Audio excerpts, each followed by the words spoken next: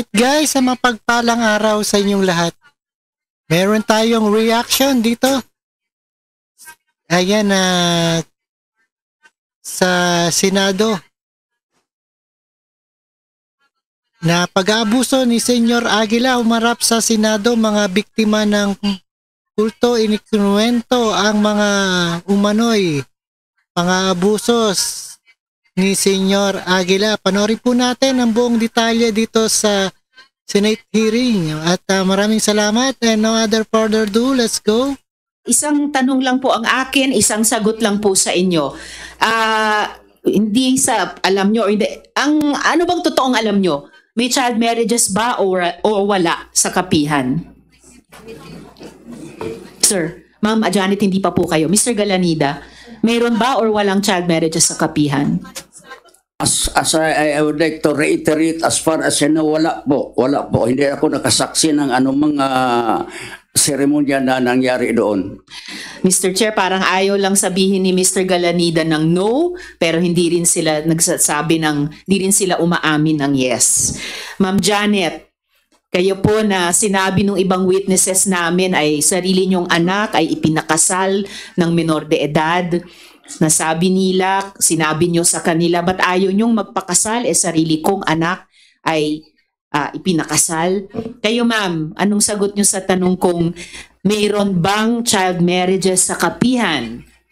Wala po, ma'am. Walang kasal sa kapihan.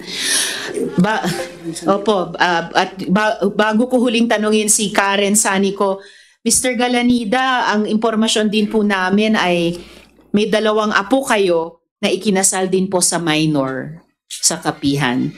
So kasama po ito sa dinideny ninyo.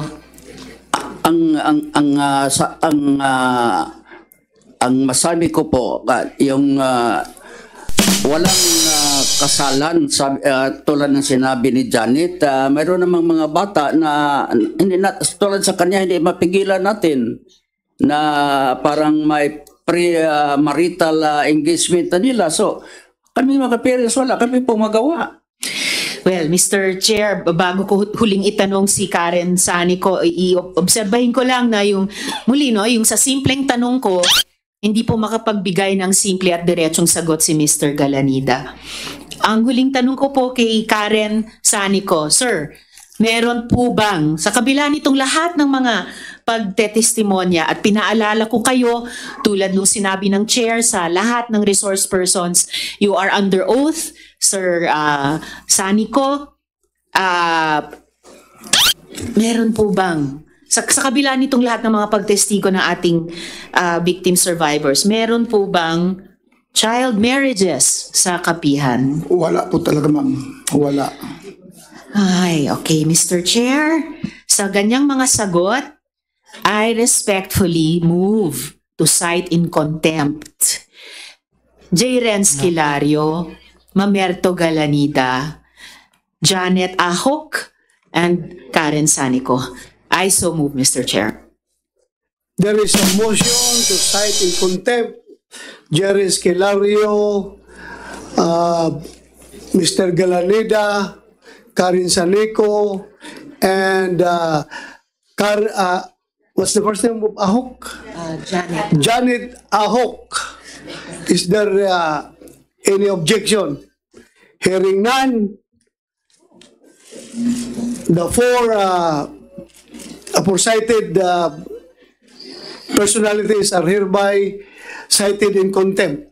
So ordered. Alright, napanood nyo guys. Ayan na, cited in contempt, 4 na leader ng kulto. At maraming salamat sa inyong lahat. And peace out.